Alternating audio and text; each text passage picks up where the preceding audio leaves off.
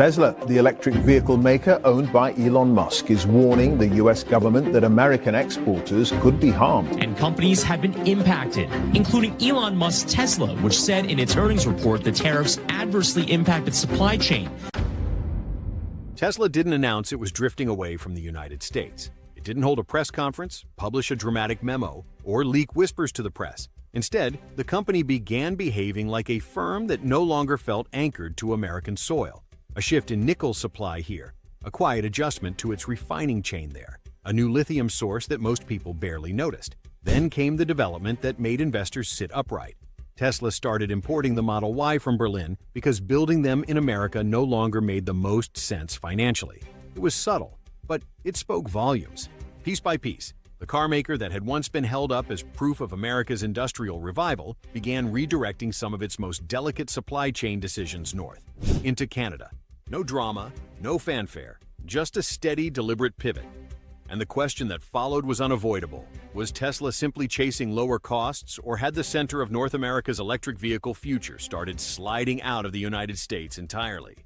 Workers inside the American auto sector saw the warning signs before anyone else. Even in the best years, they described their industry like a roller coaster, highs that feel invincible, lows that feel like free fall. But the tariff swings and retaliatory threats coming out of Washington left people uneasy in a way they haven't felt for decades. Tariffs aren't just political tools. They're shockwaves that slam through supply chains, throwing off planning, pricing, and production in ways most consumers never see. So, when Tesla filed its report, warning that tariffs were damaging its supply chain and noting its net income had collapsed by more than 70% year over year, the message was clear enough. This wasn't a minor fluctuation. It was the start of something much bigger. And suppose Canada becomes the place with the minerals, the refining, the clean power, and the stability that companies crave.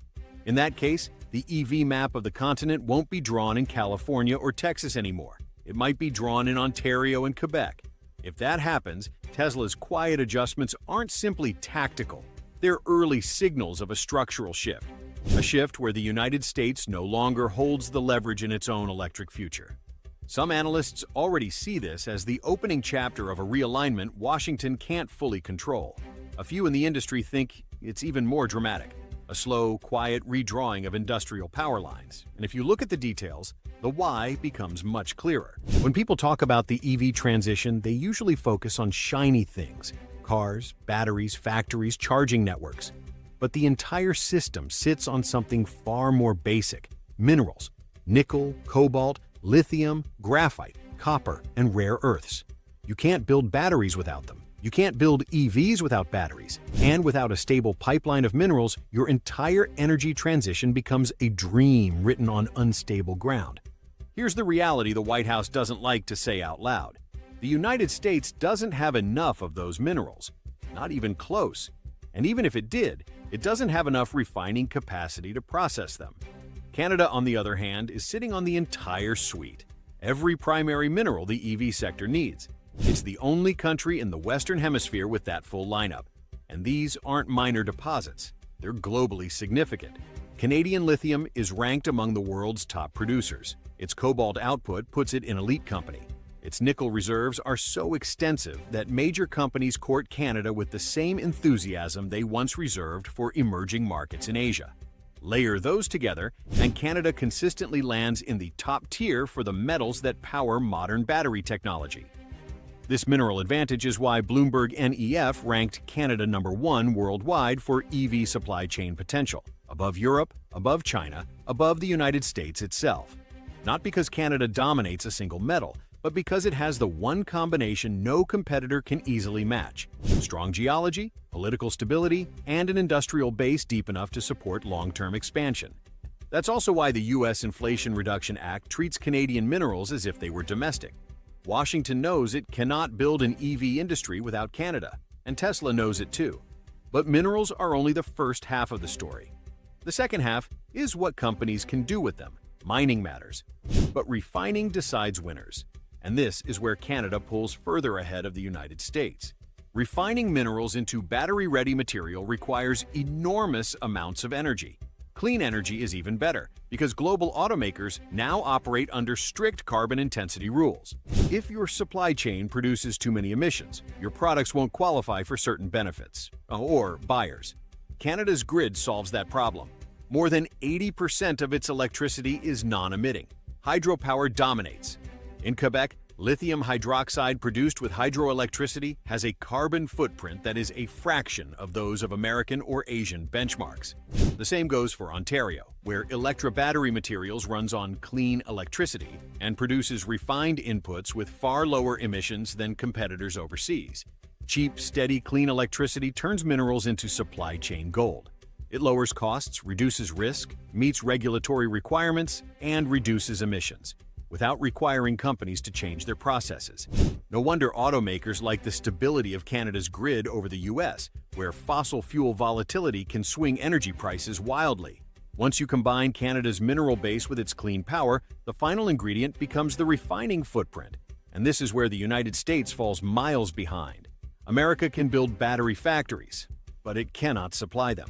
It depends heavily on refined imports from South America, Asia, and increasingly Europe and Canada. Canada, meanwhile, already has around 50 metallurgical and refining facilities in operation, many of which are directly connected to the EV supply chain. That gives Canada something priceless: a self-contained, low-carbon domestic processing ecosystem. Precisely the kind of system companies like Tesla need while navigating a world where supply chains have become geopolitical battlegrounds. Electra in Ontario is building North America's first fully integrated battery materials park. Cobalt, nickel, recycling, all powered by hydro. Quebec is expanding its lithium processing capacity. Smaller hubs like Temiskaming Shores and Bakincourt are proliferating and positioned to feed the next wave of industrial demand. All of this happens while the United States is retreating from goals it once championed. Washington has pulled back from its 2030 target for zero-emissions vehicles. It has slashed incentives like the $7,500 EV tax credit by changing eligibility rules so frequently that manufacturers can't predict which vehicles will qualify next year, or even next quarter. It has tightened EPA rules, changed definitions of critical minerals, and layered uncertainty onto a market already trying to plan decades. By 2030, Canada's EV chain is expected to support hundreds of thousands of jobs and contribute tens of billions to GDP. Tesla's early moves are likely just the beginning. As the industry searches for long-term stability, Canada's integrated system, minerals, refining, clean energy, predictable policy, is becoming less an option and more a necessity. So the question becomes unavoidable. What happens when the stability of America's EV strategy depends on infrastructure outside its borders?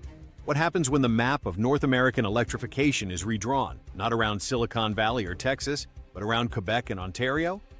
Tesla's choices are a preview, not an outlier. The continent's center of gravity is shifting, and the United States may not fully realize how quickly it's happening. Thanks for sticking with this breakdown. If this helped make sense of the bigger picture, supporting the channel lets me keep digging into stories like this.